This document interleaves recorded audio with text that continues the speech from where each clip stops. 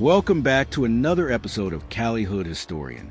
In this episode, I'll be detailing the story of P from the Acacia Blocc Crips. P grew up in Compton, California during the 1980s and 90s, a time when Compton became well known to the world. The region produced legendary rap artists, including N.W.A, Dr. Dre, Ice Cube, MC Ron, and DJ Yella, along with others like DJ Quik, MC Eiht, King T, and many more. These artists put a national spotlight on Compton, making it a recognizable name in mainstream culture, the dangerous reality.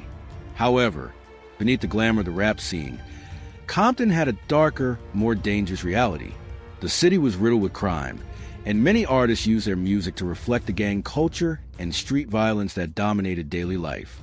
P was one of the kids who experienced this firsthand, witnessing the chaos and brutality of Compton streets. By the 1980s, Compton was filled with Crips, Bloods, and Southsiders, all staking claims to different neighborhoods throughout the city. The rise of the drug trade only intensified the violence, turning Compton into one of the most dangerous places in the country during that era. For many kids, avoiding gang life was nearly impossible. Some were pressured into joining, while others got involved due to family ties, friendships, or simply the need for survival.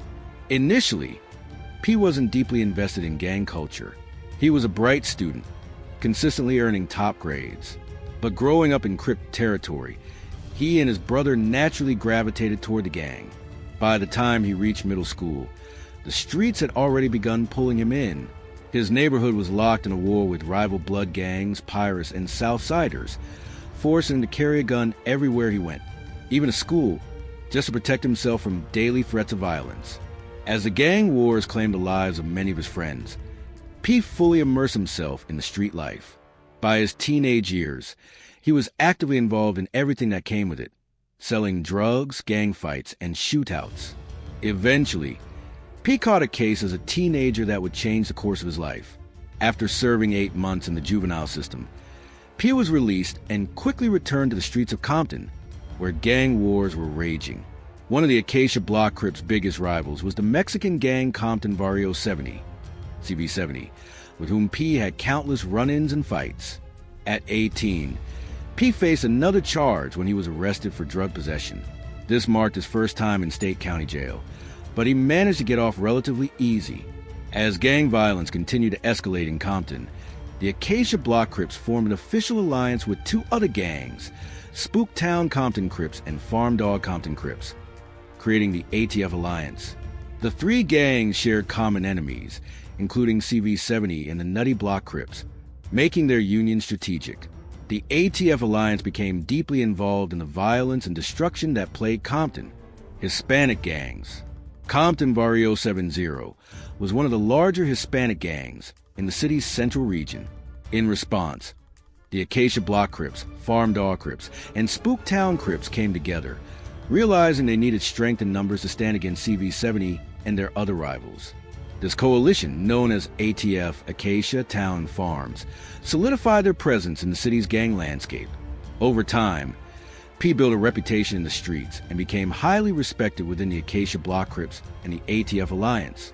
Many considered him a leader in the community, as he demonstrated leadership qualities by standing on his word, looking out for younger members, and setting an example for how to navigate the streets. When asked if he was aware of how many younger gang members viewed him as a father figure, P responded, "It means a lot. We're like family. This is like a family. It means a lot to me. I love them. They love me, and we look out for each other. Half of us don't have parents. Half of us don't have anyone to give us anything. You know what I'm saying? I'm 16. Yeah, I'm 16. One of P's younger associates also spoke about his influence. Big Homie is like a father, a big brother away from home. He keeps it real, 100%. I don't have my father right now. He's been gone for at least 10 years. P is my pops now. He gives good advice, and even when we have to handle business, he tells us the consequences.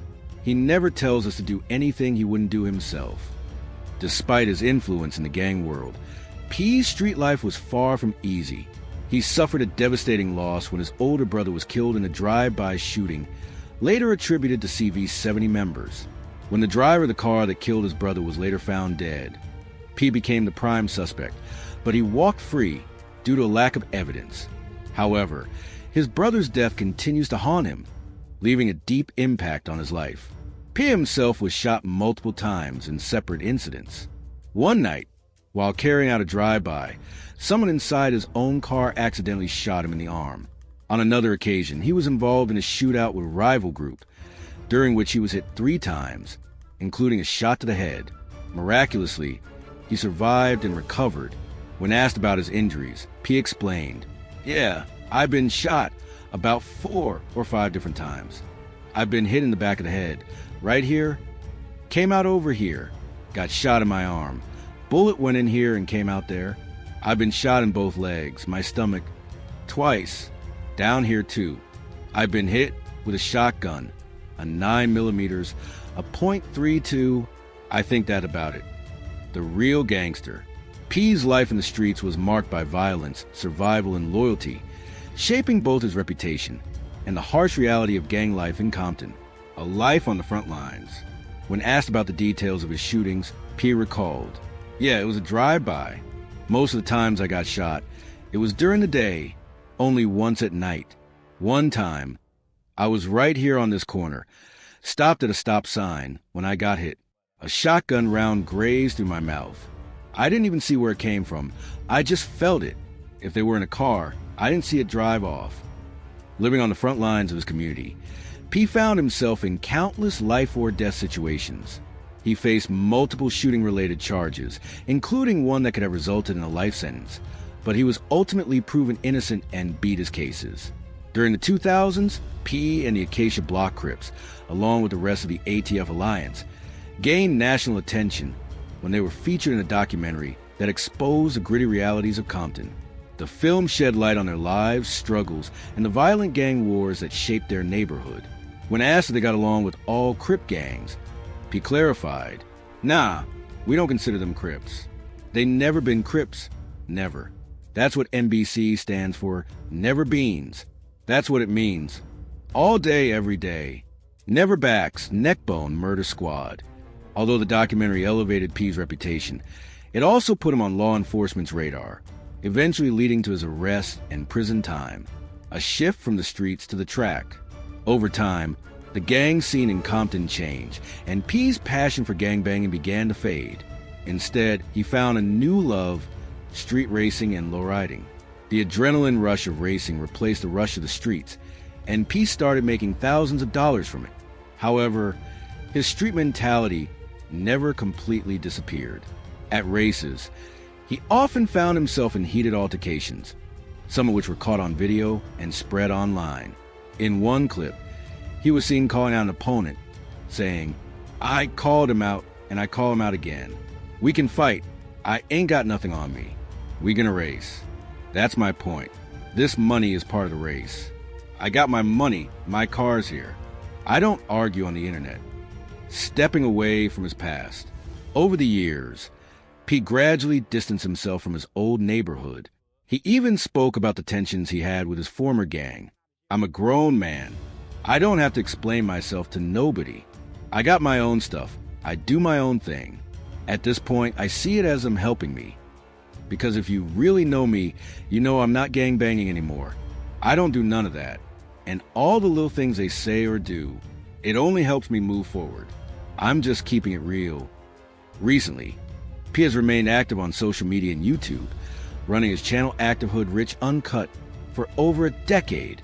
He's built a following through his storytelling and car-related content, sharing his experiences from the streets to the track. Despite surviving jail, losing family and friends, and nearly losing his own life multiple times, P has remained focused on his passion for cars, growing his online presence, and most importantly, being a father.